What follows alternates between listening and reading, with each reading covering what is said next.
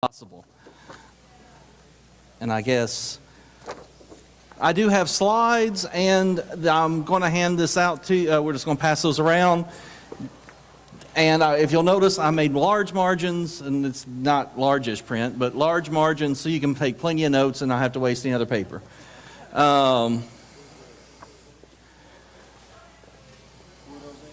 They're coming around.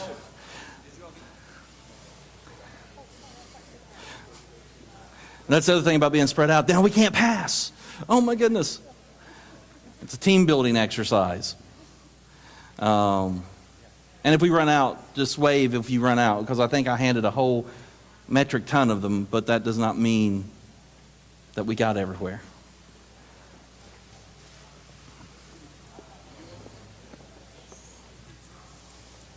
Since they're coming the other way, it'll take a while to get y'all. That's the one bad thing. Now everything I say and mutter. Yeah. So now I go razzing frazzing, that stupid choir director just makes, oh wait, what? Oh. Alrighty. Has everybody got our format? Everybody cool? You do not. Okay. Apparently she doesn't. Alrighty. I am Randall Wright, pastor of Harrogate, Arthur, and Mountain View United Methodist Churches up in the middle of nowhere, on the corner of nowhere. 45 minutes in each direction from civilization. And I only count civilization people that have Indian food. When I got out of seminary, they said, what do you want to do? I go, I'm a city boy, I'm a city rat. I go, send me to the poorest church in inner city, anywhere, and I will be the happiest man in the world. And, you know. So, we all know how that goes. So, no, Indian food. So if there's no Kashmir restaurant, because there are all at least one called Kashmir, it ain't civilization. Anyway. So as we get here, and we're going to discuss the POWR model, we're going to discuss how to implement it. The slideshow is very practically minded. I am hoping you have read, you will, if you have not already read Barbara's book, I hope you will. Barbara's book gives you the theology and the depth of what we are doing. I am trying to help you do it without losing your mind. So it's incredibly practical. Minded. Now the thing is, I'll probably touch on the theology, I'll touch on some of the deep thoughts that she does, because Barbara was one of my favorite teachers. I basically lived almost in her office for 3 years of my life, and so that's important to me. And to tell you a little story about me and the POWR model, I go to Emory, I start working for Barbara. She introduces me to the POWR model. I get saved because suddenly worship doesn't suck. And then I'm like, this is how everybody should do it. And I had a tiny student appointment charge with one church that met at 9 o'clock with 9 people who really weren't awake yet, and they didn't care. I could get the POWR model going there, but my other church with 11 people, I had 4 folks that said, preacher, we'll be your worship planning team. And it worked beautifully. And then, of course, what I did is I just copied the service we made for the second church for the first church and said whatever. And it was great. And then I'm at Emory. Now, here's the thing to understand about being at Candler. We do the POWR model. We have 8.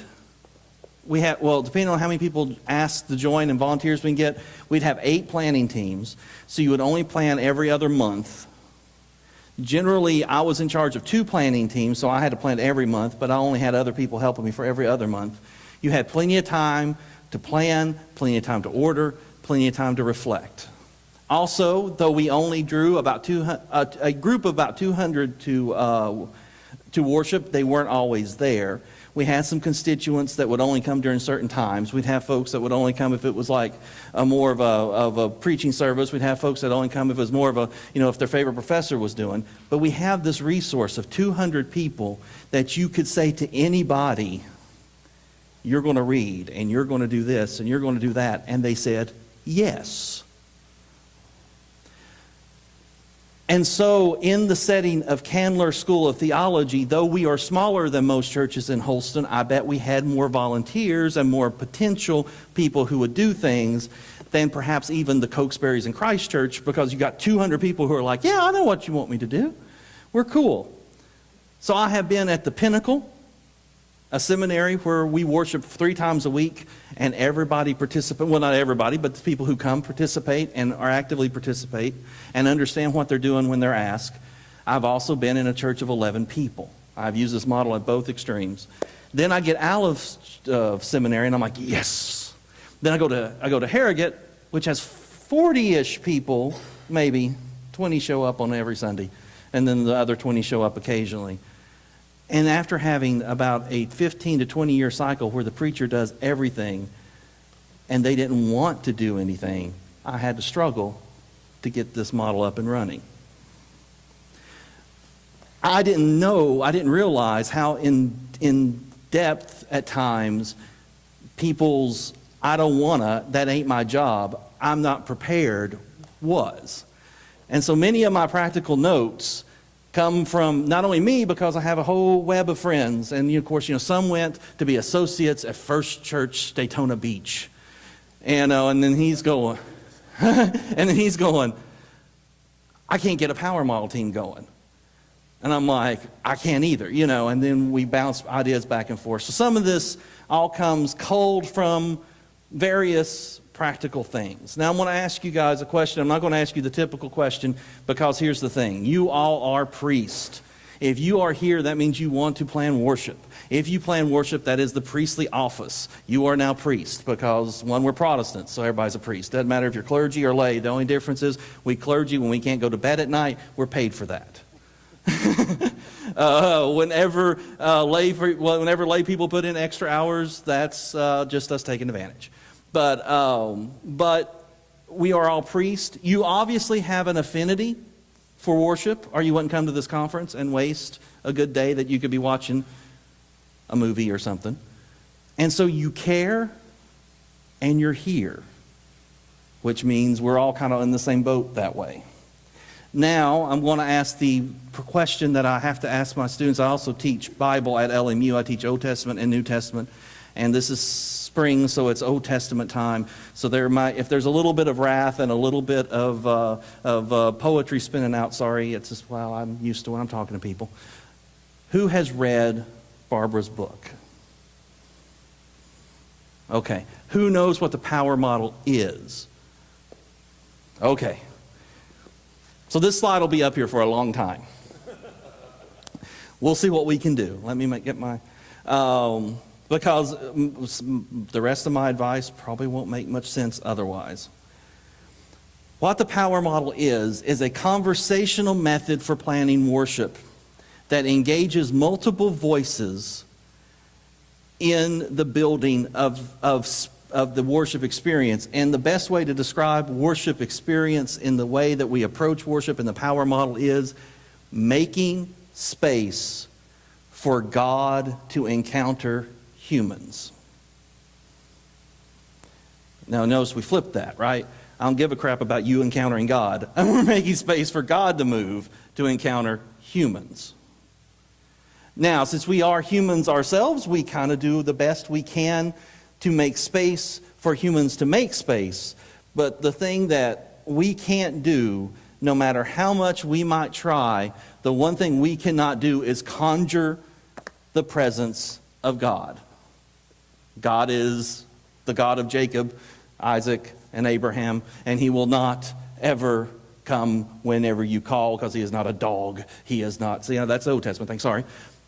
God comes when God will, and our space in worship is to make space both chronologically, to turn chronos to kairos, to make space in worship actions, and to make space with words where God may inhabit.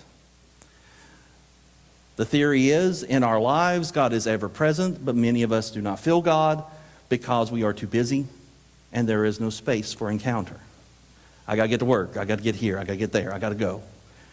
And so, The first thing we do is the planning model. And planning and reflecting are the two hardest steps to get people's brains around. Planning is where we come and we listen to the text.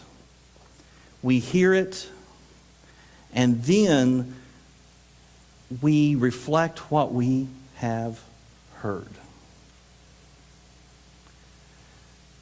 And that requires patience, and that requires a not so quickly moving to, oh, this is a song I want to sing. We literally spend time, however much time, if you can get this model going. At Candler, we would use a 30-minute meeting once a week. That may not be practical as we get to the practical. But in 30 minutes, the first thing we would do is we would pray, we would hear the scriptures, and then we would record what we have heard and what we have experienced. Someone would write it down, we'd email the group, and for the next week, we just pray and think of what we heard. So, since we haven't had much experience with that, let's see if we can get some.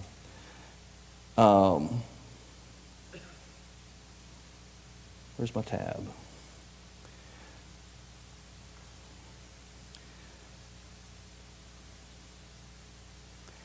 Though this is not a thing people would preach on, I want to read the psalm I read last night.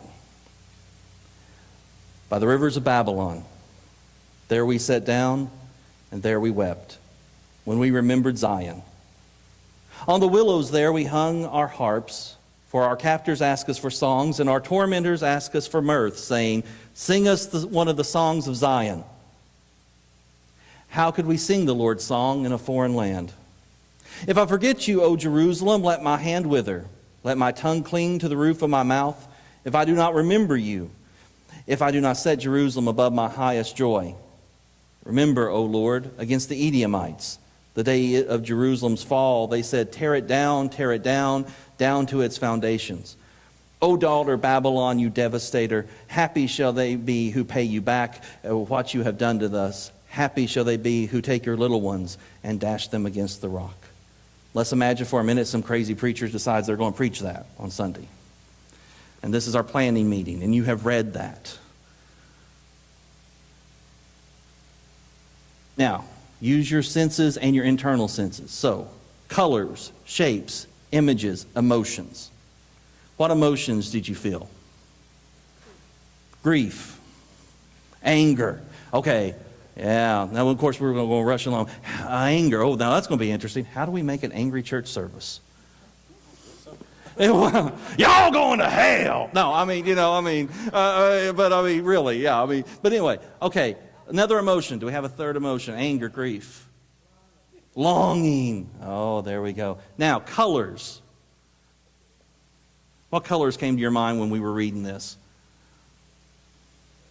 Red, blue, rivers of Babylon, blue, red, blue. Anybody else?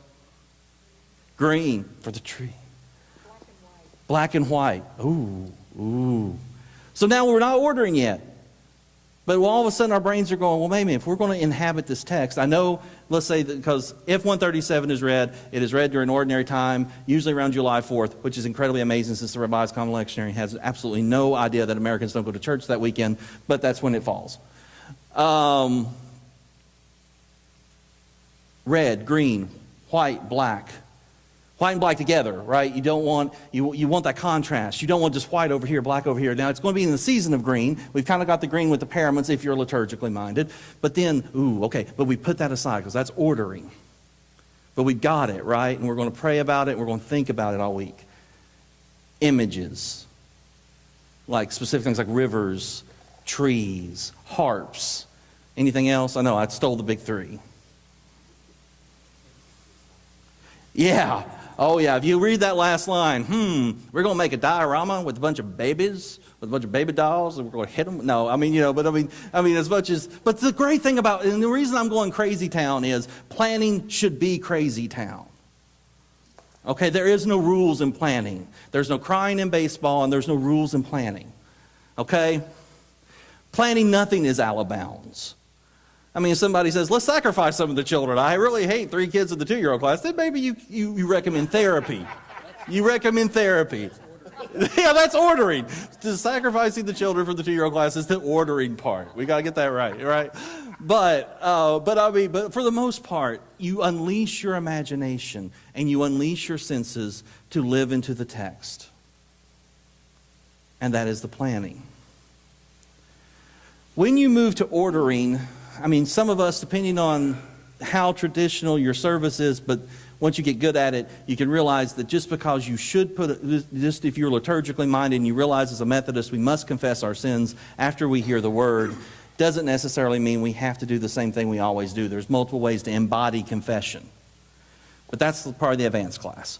But at this point, I realize you have a skeletal order of worship, and Barbara's book and me and the other presenters will be like, throw that out. Know it, but throw it out and start with all the stuff. But I know practically minded we wouldn't.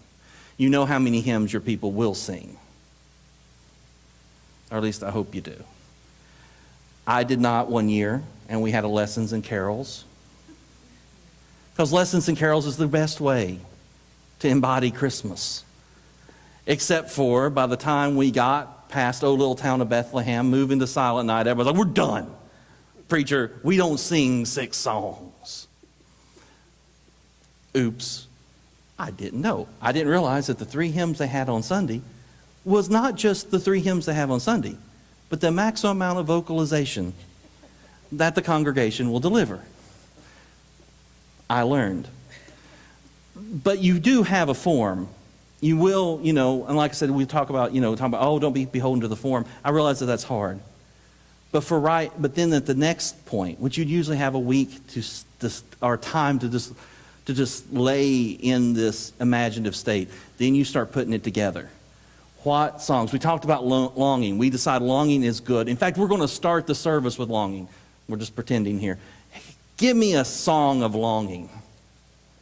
That we could just start the service. I mean, people come to church, they're like, oh, we're going to church, we're going to clap our hands first. Or, I'm in a country church, we start Victory in Jesus. I know if I want to get people standing and singing, they won't clap because they're 70-plus-year-old Methodists, but they'll at least stand and sing with that and do this little number.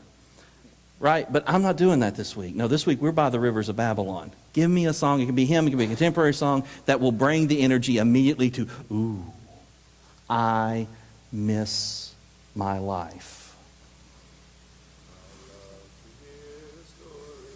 That can do that. Yes, that can call people back. Very good. Another one?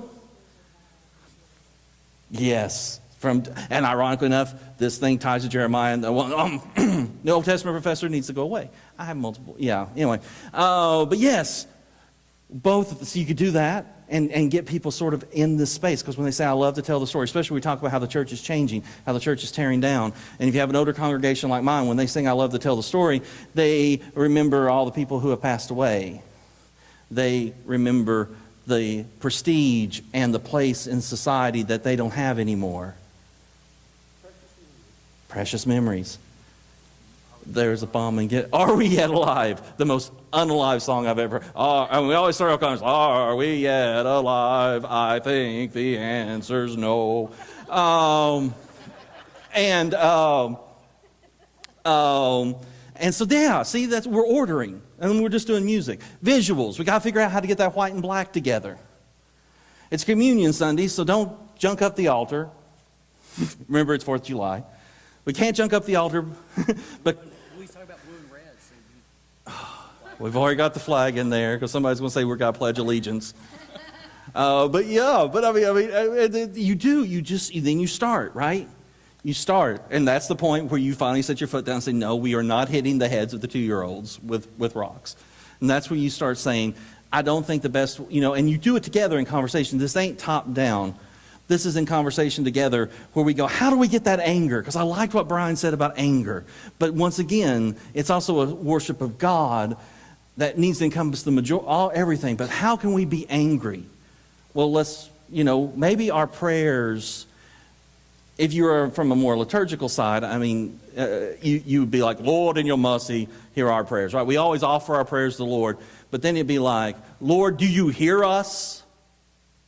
today as we cry out to you. And there's no response. That's exactly, you say, this is our prayer, the leader, and then the people go, Lord, you hear us. We cry out to you. Now, I mean, obviously they're going to say it pretty much, Lord, do you hear us? We cry out to you. But you've embodied the anger. And you start thinking that way.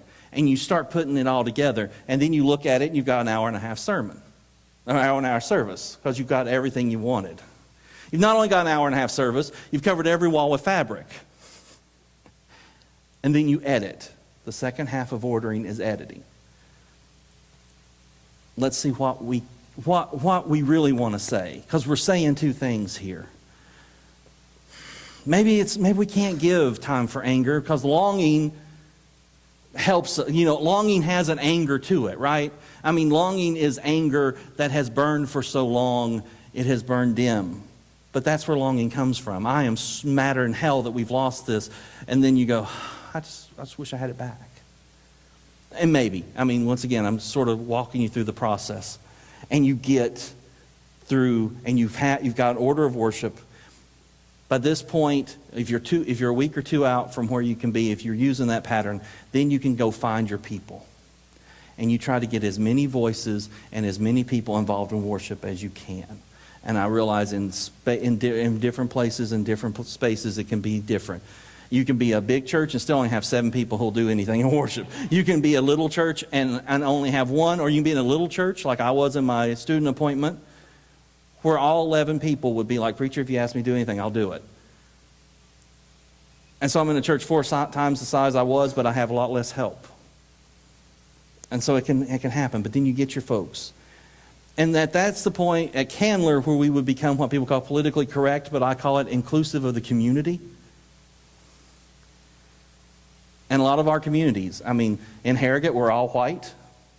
Not anymore, but we were. When I first came to Harrogate, we were all white, and we were all 70 plus years old, except for the pastor and his family. So, if I have a bunch of white people doing everything, it's because that's what I got.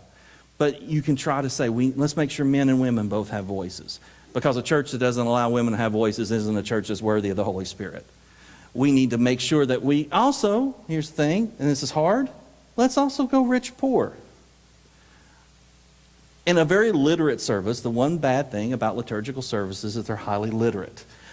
If I have a person who reads on a 4th grade reading level, which is the average reading level in the United States, by the way, that's the average, which means those of you who read Bart are skewing the average, and it's really more of a 2nd grade level.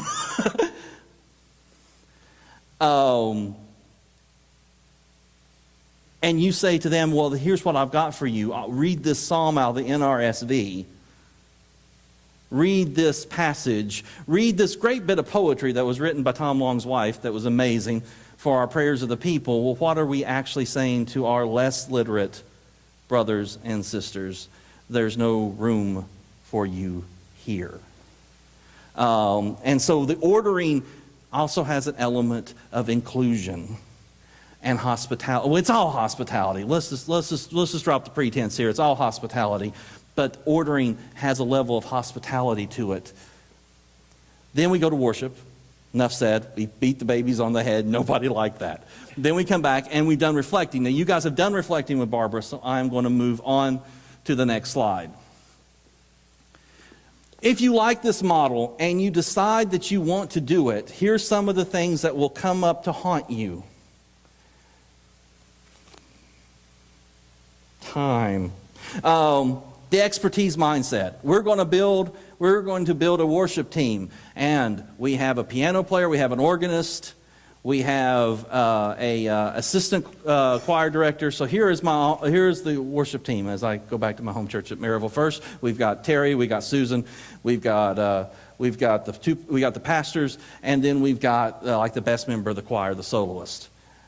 Oops, they're all experts. There's both professionals and there is not. Now, also another stumbling block can be we got to get over some of our hang-ups. As clergy, I have a master's degree in God. I have 2, actually. I have 2 master's degrees in God, so why should I listen to the rest of anybody? Even those of you who only have an MDiv, because I also have an MA. No. You can't. Also, your professional worship leaders can be the same way. They have done this forever. They have been immersed in creating worship. But we must make space for other voices. And to make space for other voices, we've got to move beyond the idea of a team of professionals. We'll cover this later on in Growing Pains, but that is one of the hardest things. So the easiest way for you to build a power model team is to grab everybody, and even if they're not professionals, you've got the non-professionals professionals. When I met my wife, she was pretty much the soloist almost every Sunday in the morning glory chorus because it was a small chorus, like 5 or 6 people. Angela sung in that. She taught Sunday school. She was on, I can't remember what committee. She hated doing anything with money, so it was never PPR and whatever. It was like nurture committee or something. And she was at church almost every Sunday. She was a professional layperson. And she knew the church. She was intimate with the workings of the church. Oh, we'll make Angela part of the worship team. Which is not a bad idea. Because one, I'm a head person, she's a mystic.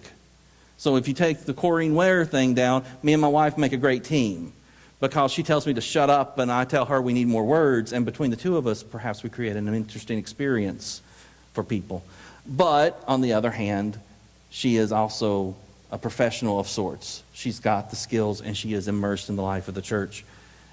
And the problem is, even if it is these folks, if these folks get together and plan worship, the masses may miss all that great nuance. Get a bunch of poets together. I'm a poet. I did poetry slams and stuff like that before I decided to become boring and become a pastor.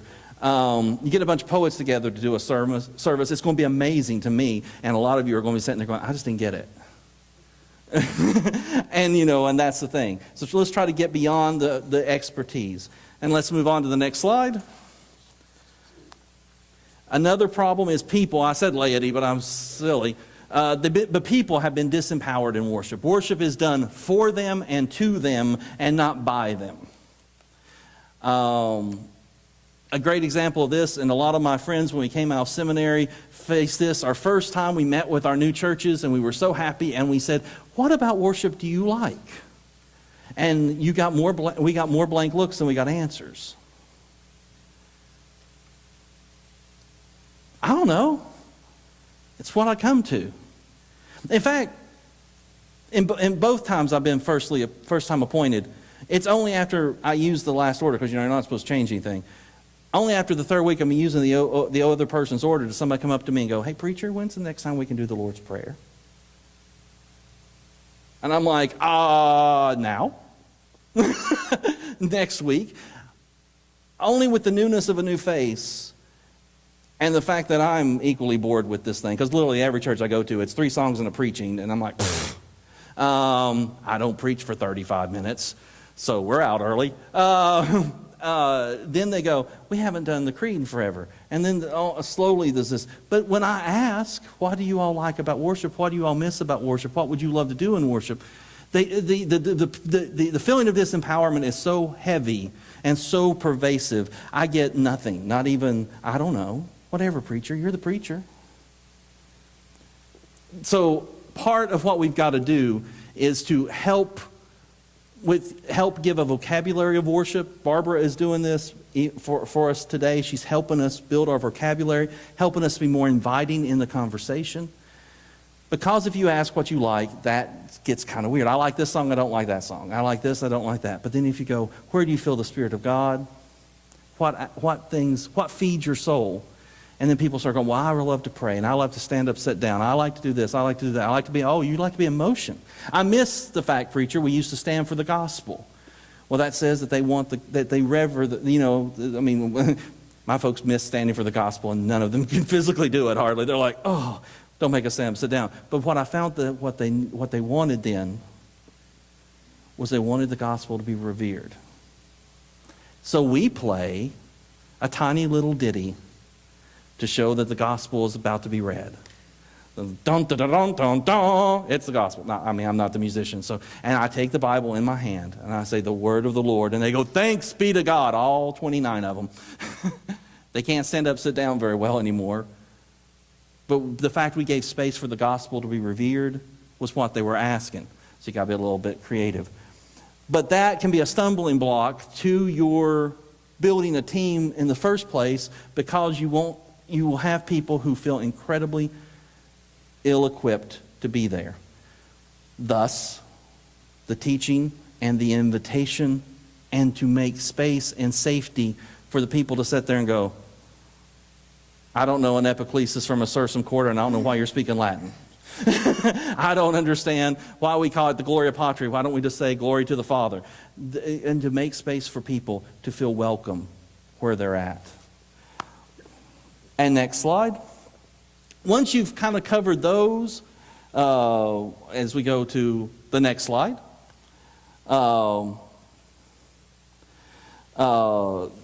beginning to use the POWR model, because I accidentally overtalked that one. Here's some great practical ways to begin to use the POWR model. One, don't roll it out for every Sunday. You will kill yourself, you will kill your team, and you'll go back. That's the worst thing I've ever thought about. You start with a limited engagement. And this limited engagement is perhaps best done, and I say this because I'm liturgically minded, my churches are liturgical. You could probably do it with a sermon series just as well, but I just sort of did it this way. You start with a season. That way you can, you have a limited time. So if you start with Advent, Christmas, you got 6 weeks, 7 weeks, roughly. Or 8 if you count Epiphany, I guess, once you do that. Lent, 7 Sundays. Easter, 7 Sundays, and then maybe Pentecost on top of it, 7, 8. I probably wouldn't, though, if you've got all the resources that, that like the larger churches do, and you've got 16 people who say they want to do this, well, then you can go ahead and roll out a huge program. But if you've got 5 people struggling to do it, 6 to 8 weeks tops. The one other reason I picked the seasons is because it also, you get lead time. They can familiarize themselves with the system. Before you do the POWR, you got to teach the model. And you got to practice the model. You say, hey, this Sunday I'm preaching this. Let's pretend we're planning for it. We're not. No pressure. Let's pretend we're doing that. Let's do this. Also, after you get your lead time away, these worship experiences, Lent, Advent, Easter, Christmas, are really tied together thematically. It's sometimes hard to get in the mindset of ordinary time where the scriptures go everywhere. I'll be quite honest, if someone said to me, we're planning and we're doing a sermon series on the Christian marriage, I would be like, thematically that does not say anything to me. Christmas says something to me though, doesn't it? Maybe not everybody gets into Lent the way I do. I just love Lent. But Lent says something to people. Easter says something to people. Those 7 Sundays where we're like, Jesus is alive, Jesus is alive, Jesus is alive, Jesus is alive. And so with that thick themes, this also helps people, if their imaginations aren't to the level yet that we're being really crazy, we can start by being pretty good. And then the next slide. We've kind of already talked about this, but again, try to get a mix of persons with diverse backgrounds. The Corrine Ware's book, which I think they have upstairs, I hope they have it upstairs, Corrine Ware's book, Discover Your Spiritual Type, is worth like $1,000 a copy, but luckily they don't charge that much. Try to get a team from the spectrum, which is hard. You get 3 volunteers, they're all head people. But the good thing is, if you know this, especially you all, because you don't get an option. I'm primarily a head worshiper. I want great poetry. I want the words to be crisp, and I want them to speak, and I want them to create metaphorical space for God to enter. Yeah. I don't need to fill it. I don't need to, think about it or, ooh, pretty candles. I do that. Now, the problem is, if we're all 3 like that, and that's the worship team, then we got to go, okay, now here's the problem. How do we help the mystics? How do we help the heart people? That's why you need a voice saying, maybe we should sing one of the old songs we've not sung before. Because I'm like, I don't want to sing that. That's not, By the Rivers of Babylon, what we're reading, dude. Not, oh, give me that old-time religion. Oh, wait, but the old-time religion plucks the heartstrings, just like rivers of Babylon. You need people. You need multiple voices. I know it's hard, but try your best to get that. Also, it's good to be sociologically diverse. Again, people call that political correctness. I call it embodying God's body. Try to get people from socioeconomic differences. Now I know a lot of our churches are just like it's like the same person just copy pasted into the pews. We got one man, we got one woman, and there's a whole bunch of them just like that. But there's also more diversity once we get to know our people than we think. I mean, there is a difference between a lawyer and a teacher. A teacher has also been grounded perhaps a little bit with the poor people they've worked with, the students. Also, they themselves, though they are professional and highly respected and have to dress well for their job, they also borderline on poverty themselves with their incomes. Try your best to get as much diversity as your congregation will. Work with folks with a passion for worship. I put the line up there, not always the worship committee, not to slam worship committees. I love worship committees, but many times the worship committee keeps the trains running. And they're great at that. They're efficient managers. They will make sure that everything is in the right place at the right time, and you love them for that, especially if you're in a larger church. I mean, without a worship committee, my home church in Maryville, when I was there, a long time ago, now borderline on 14 years since I've been gone, if I went for our worship committee, we wouldn't know where anything is. Preachers would be just running around going, ah. So they're great. But sometimes great managers aren't great dreamers. And you need the managers and you need the dreamers.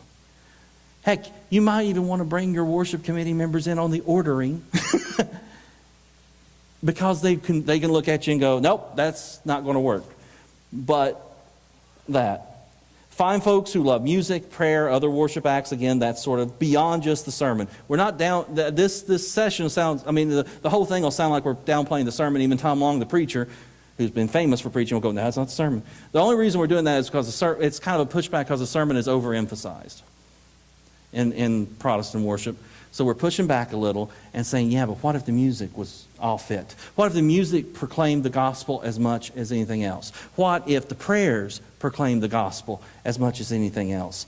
Then all of a sudden we have the synergy where the whole hour is proclaiming not necessarily the same message, but the message in different ways. And then as we move on to the next slide, team building part 2, how do I find these people? That's hard. The first answer sounds easy, ask. But the problem is, I have a bad habit of this. I ask by throwing out a sign-up sheet. And then I look and go, okay, I got these people. But Barbara interviews us before we get to be on her team. And you don't want to put it that way, because then when you're in school, when you're in professional school, you can say you must be interviewed. You do that in church, and everybody goes, I don't want to be interviewed. But before they become part of the worship team, take them out for coffee. Find out what draws them to worship. Discuss what they want to see happen. Gauge their temperament. Get a feeling for who they are. If you can, give them the spiritual types test. And then you're like, I know who we're getting here. Depending on the size of your congregation, you might have to network. In a small church, of course, I line up at the back of the sanctuary. Everybody comes through. And there's 3 people who say to me, who do not say to me every week, great sermon. They will say, didn't you just love how that final hymn just sort of led us into the world? Or they'll say, didn't you just love how that opening hymn gave us that? And I'm like, on my worship team. I'm the word guy. Not that I can't use other word people, but for right now until I can get more, I just love those prayers of the people. Whenever we do that, I just love that. Or they'll even say, this week we kind of missed it because the prayers of the people were not really, I don't know, they just didn't really seem to be big enough. And I'm like, And try to find people that love the totality of worship, because that is where we're got to go. And also the bad thing is sometimes the best team members don't know they'll be good team members. That goes back to this empowered part. And you've got to kind of ask, and you've got to bring them in, and you've got to give them space. And so that's how you start your team. Now, if you're in a bigger setting, you might have to ask people you trust. Because, the fact is, I'm a word person, I'm a poet, I love prayers, and there would have been no way James R. Green would have known that. Because by that time, I came to church with my girlfriend, Angela Snowden. And I sat there and I did nothing. Jim would not have known that. Now, if they had the POWR model and Jim had asked Terry to ask Angela for somebody who loves words to help with prayers, and then Terry would have asked the Morning Glory Chorus, and Angela would have been like, my boyfriend goes to Atlanta once a month and does poetry, then I'd have been roped into the team. You got to network. Some networking works better than others. I don't know how to network. I'm in a small church. But, the networking model, for my friends who are in bigger churches, networking model seems to be you got to ask people who know people to ask people. And then you got to bring them in gently. Because once again, if I'd have been asked 21 years ago, do you want to be on a worship playing team? I'd have been like, no. And then you bring them in. And then the next slide. Another great thing to do is have a worship library. I've given you a bibliography in the back of what I think are great worship stuff. You've got to sort of have resources for people to draw on, prayer books and other things for them to see and to do, ways to help them engage imaginatively. We do have official resources.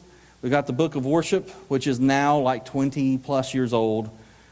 I do make a little comment here, a snide comment, because when we pulled the funding on the new hymnal, I decided that Methodists don't really care about worship as a denomination. But the Lutherans do.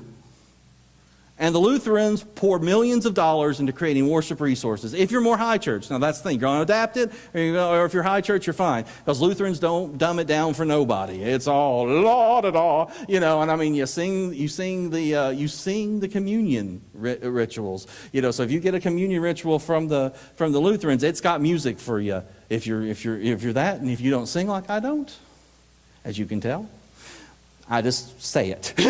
But Lutherans, if you're low church, or I hate that term, but if you're less liturgical, disciples of Christ love worship. They pour millions of dollars into official worship resources. They have some of the best poets in the country are disciples of Christ prayer writers.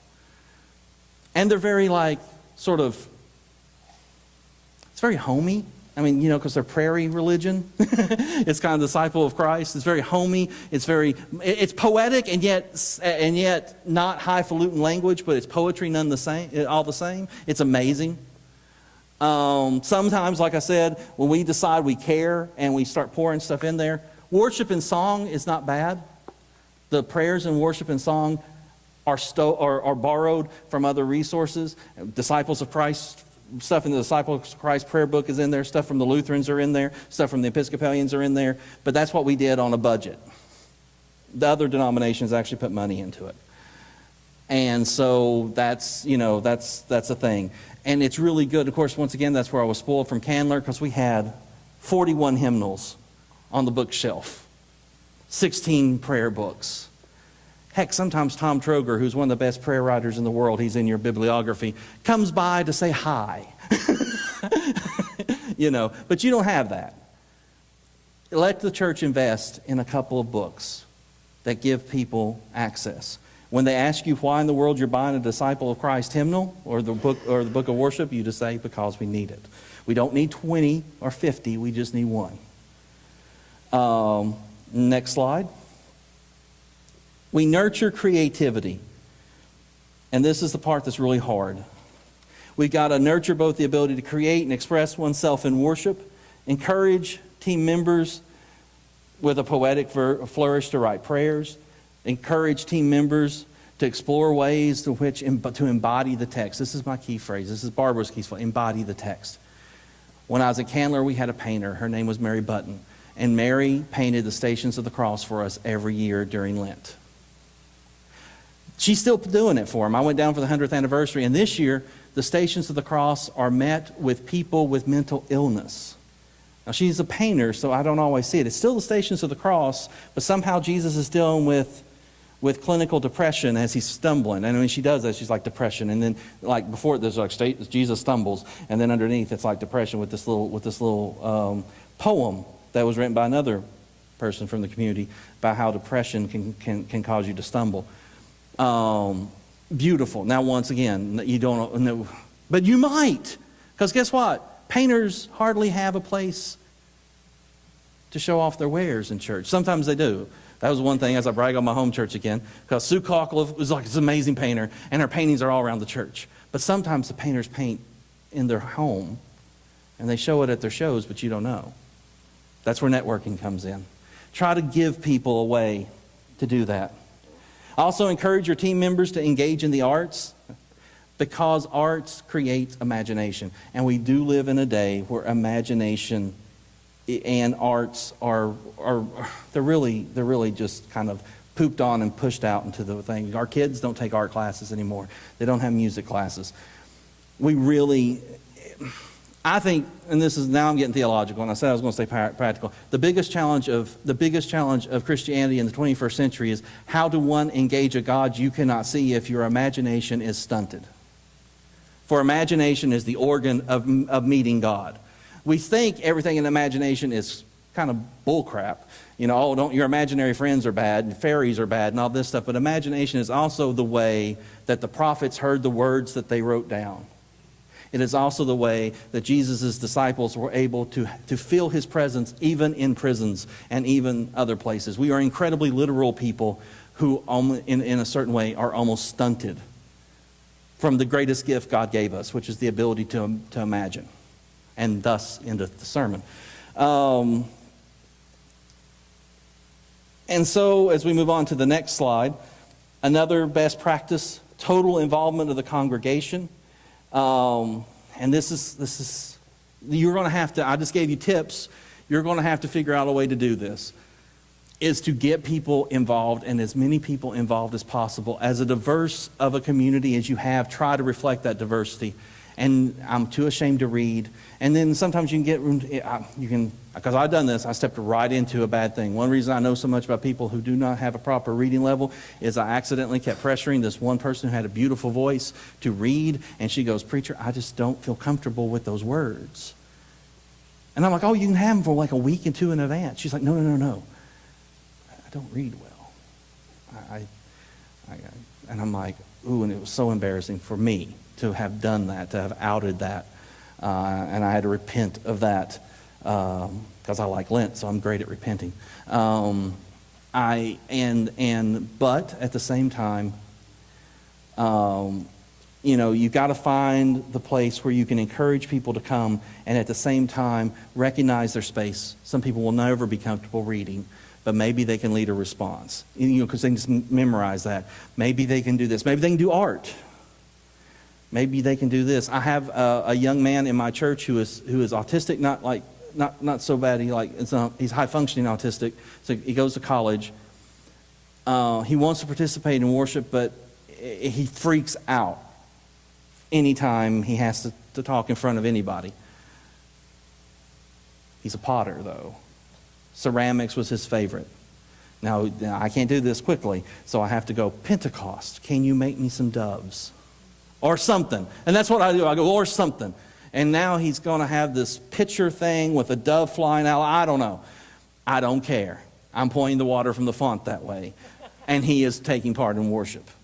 And so another thing is lack of confidence. Barbara will say, practice, practice, practice. We have this sort of weird thing where we will kill our worship teams with practice. We will kill our choir with practice. And yet we'll ask someone to read a prayer or read a scripture that Sunday morning. Stop it. Now. And we got to, right? I mean, we don't think of it. I mean, we want our choir to be pitch perfect, but if someone's going to pray, we drop it on them. And especially if you're in a more literate, liturgical type service, you've got this prayer written by Hoyt Hickman or Walter Brueggemann or one of these great poet scholars, right? "Oh Lord, in your inverseness of our converseness, we would like for you to enter into the reality of our existential experience. Lord, in your mercy, hear our prayer." And you've handed that to somebody 5 minutes ahead. I mean, there might be an interesting thing I love Brueggemann's prayers. They're actually on my sheet, but you got to also learn. But if you hand that to them 5 minutes in front, how do you think it's going to be? Or you're reading from the Old Testament, where Abinadab met with Shalomech at the rivers of Tabor. And across that valley called Shittayim, they encountered. And then they're like, don't just give them the scripture, right? I mean, sometimes, I got a degree in, well, of course, my MA is in New Testament, so I can't pronounce that Old Testament stuff. But write it out phonetically. So that way they're prepared. A prepared worship participant is a confident worship participant who can also embody the scriptures. Our readers last night have had that text for a long, long time. They were able to embody joy. They were able to embody sorrow because they knew what they were doing. Also, they practiced.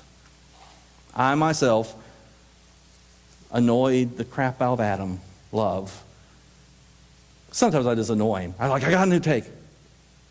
By the rivers of Babylon, where we sat down. And he's like, stop it.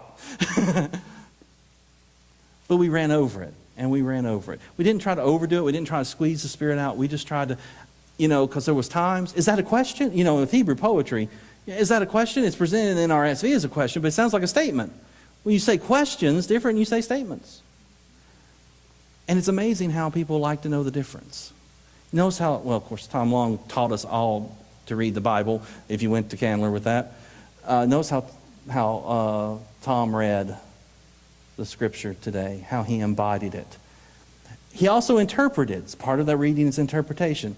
Now, when Abraham says to the rich man, "Oh, my child," the rich man says, "Oh, my child," which that almost sounds ironic and a little bit like Abraham's like, he's already saying, screw you, right? "Oh, my child" is that. But if you go, "Oh, my child," there's a gulf between us, which is what Tom did.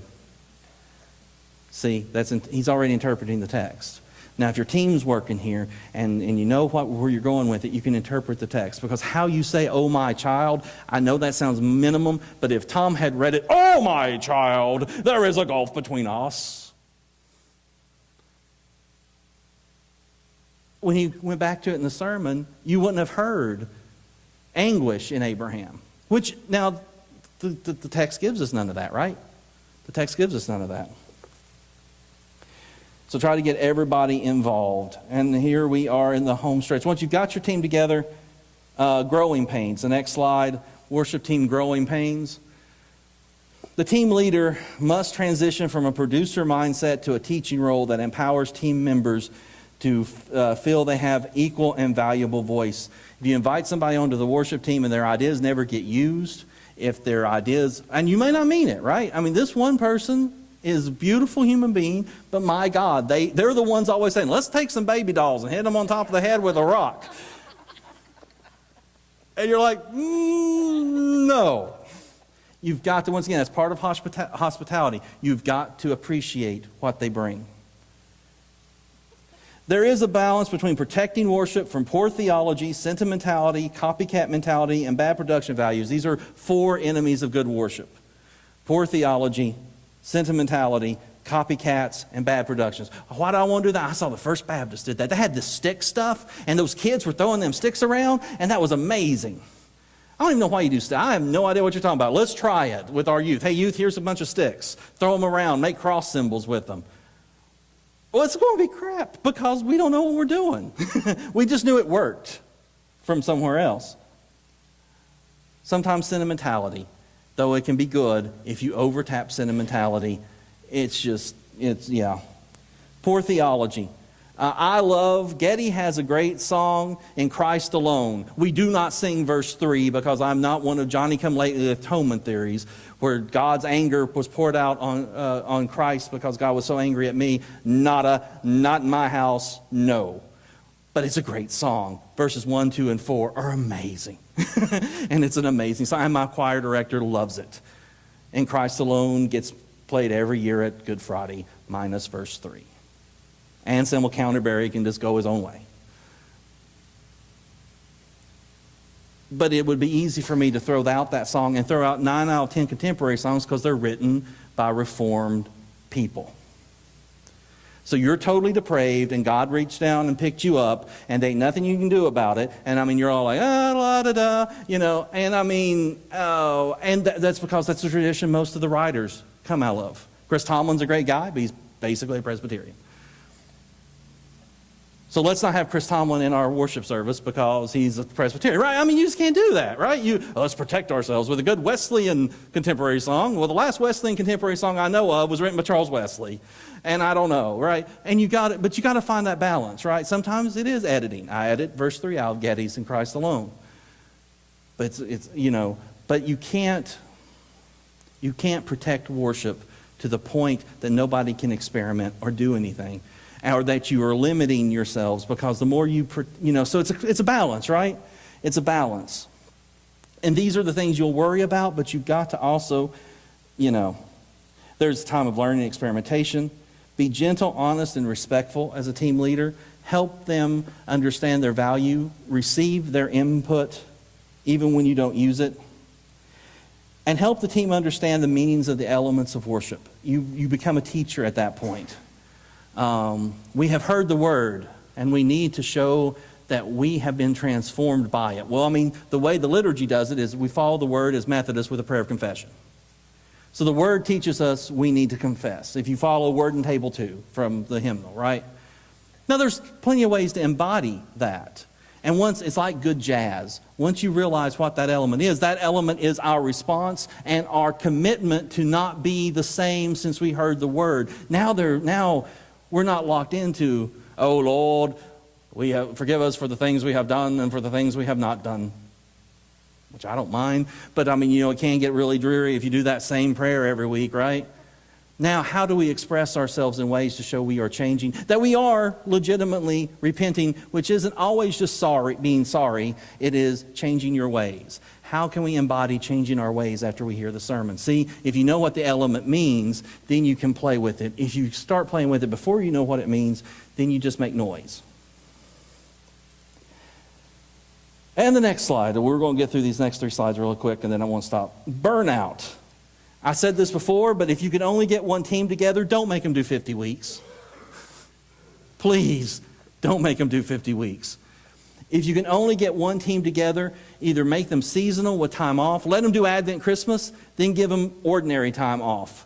Then let them pick up at Lent, and Lent through Pentecost would be long. I mean, that's 15 weeks. But if they can do Lent through Pentecost, let them have the rest of spring and summer off. And then keep them, because that's the thing. If you're more sermon series types and you don't follow the Christian year at all, then pick the sermon series you want them in. Have them put a series on, series off, series on, series off, if you will. I don't know. But try to keep them refreshed. If one team is successful, try diversifying. If there is somebody in your team, once you have a team that is amazing and better than you are at it, let them form another team. Let them lead the team. If you're the pastor, that's hard to let go, but you just come in and go, like Tom Long, this is what I'm preaching, and then you probably do have final editorial say. Why? Because your head will be on the stick when we start beating up babies over the 4th of July. So Catherine says, no. I appreciate where the team is going. I appreciate the willingness to embody the text. But this one act of taking baby dolls and smashing them against the altar rail shall not be done. So you can do that, and you can do that. And of course, like I said, give them lengthy breaks. If a single team is realistic, go back to seasonal work, lengthy breaks. This is what you got to do. Next slide. Here's something that can happen. The POWR model becomes the same old rut. Believe it or not, even this, what I think is the most amazing innovation in worship planning ever, that should be able to propel us into the 30th century in worship, can become, and we did this at Candler a lot, you get tired, it's midterms, right? What do you hear in the text? I hear Jesus saying stuff. Jesus said stuff. Then the next week we come and we grab the book of worship, Sundays and Seasons, which is on sale up there, Lutheran Resource. Amazing. We grab Sundays and Seasons. If it's more liturgical, we grab that. If we don't, we grab the Chalice worship quarterly, or worship yearly, worship annual. Chalice worship annual is the Church of Christ. See, once again, disciples of Christ. Once again, depending on whether we're or who, and then we just plug holes. We're still doing the POWR model. We're still meeting 3 times, but it's basically the same thing. Also, here's the two things you'll lose first. You'll start losing, that's next slide. You'll lose reflection first. Believe it or not, reflection is the hardest one to do. It's the first one you'll drop. You'll walk out of service and go, okay, we're good. Back to planning. And that's your first step to the road to hell. Because guess what the next thing you're going to lose? You're going to lose planning because it's too weird. And all of a sudden, and then the next thing you know, you're just ordering and worshiping, ordering and worshiping, ordering and worshiping, and the model just falls apart on itself. And so what you got to do there is when you got to kind of just reset. Why do we do, like you do with everything else, we got to reset. Why do we do this? How do we accomplish it? And then you go on. And though we just got a couple other little slides about stuff, I want to hold that there because once again, like I said, I had to explain the POWR model a little bit more than I had time for. You can read it. I'm really good at making PowerPoints, and it's pretty clear. You can read the next 3 slides, but I want to open up the last couple minutes for questions, comments, prayer requests, and praises. Daniel.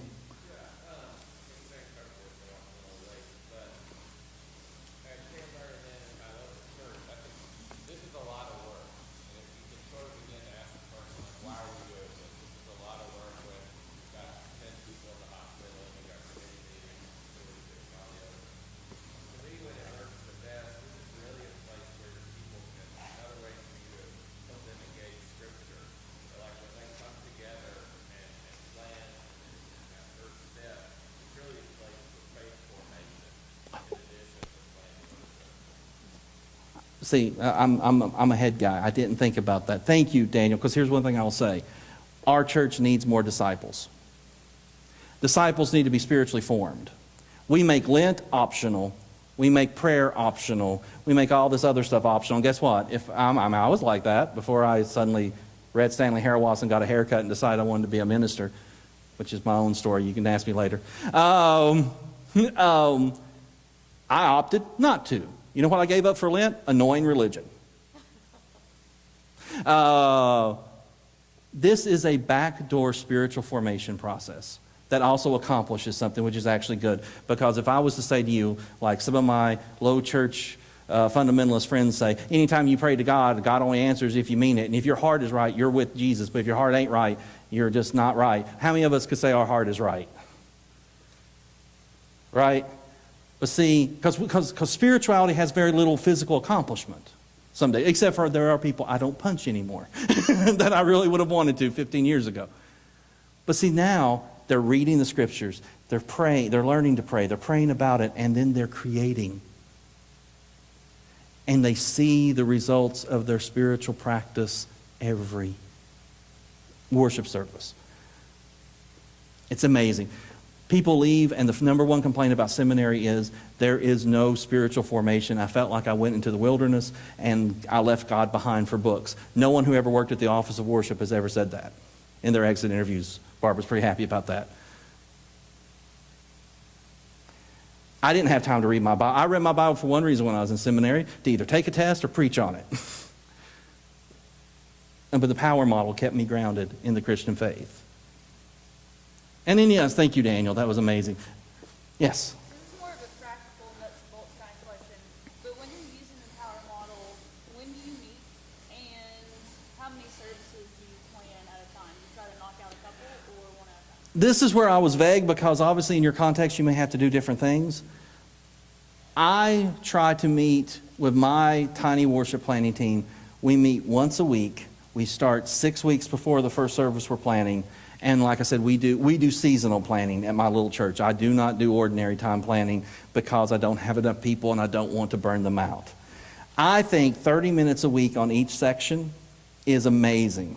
But I realize you may have to meet and plan the whole Lent over dinner one night. It might be 2 hours. And then you come back and maybe you have to order it alone because nobody will help you. Then you reflect on it at the end of Lent. That is a possibility. Barbara's book opens those several models that people have tried. But if in a perfect world, you're meeting once a week, doing each spot, giving each one space, and a week to set. Because I don't know how many times at Candler we would order, and then about 2 days before we go to press, we'd look at Barbara and go, no, we really thought that hymn was great. But now we say it on paper. It's not what we want to say. Anything else? As we got like 5 minutes, 6 minutes. We're good. Any other things? All righty. Like I said, the rest of the slides are just other problems you could have. Also, there is a bibliography of what I think is excellent worship resources. Also, I give you on the handout my phone number, which always gets me in trouble when I give people my phone number. But I hope none of you are going to call me for gas money. I hand out my card to everybody I talk to because I'm an idiot. Next thing you know, it's like, some guy gave me this card and I'm out of gas in Maynardville. And I'm like, oh, anyway. And you've got my email. As much as I joke that Harrogate is in the middle of nowhere, that also means it's in the middle of everywhere. I can get to Virginia. I can get to the Tri-Cities. I'll go down to Maryville for like just to eat at Los Amigos. But anyway, I can get to you unless you're in Chattanooga, and then I'll only go if you get me tickets to a baseball game. No, I'm just kidding. But I can go and I can help out with anything. I would love to see every church in Holston use this to the best of its ability. I really believe in it that way. It's like, to me, the Holy Trinity is God as three persons is one, Barbara Day Miller's number 2, and Tom Long's number 3. And I really do think that Barbara's way, because I think if we get more people in our congregation talking about worship, more people involved in planning and implementing worship, I'll leave you with this. The Latin word liturgia, which we say liturgy, is work of the people. It tends to be work of the staff. And if we change that, I think the 21st century might be even better than the 20th century. And with that, go with grace and peace, and you got to be back in a little bit, and we'll do a thing.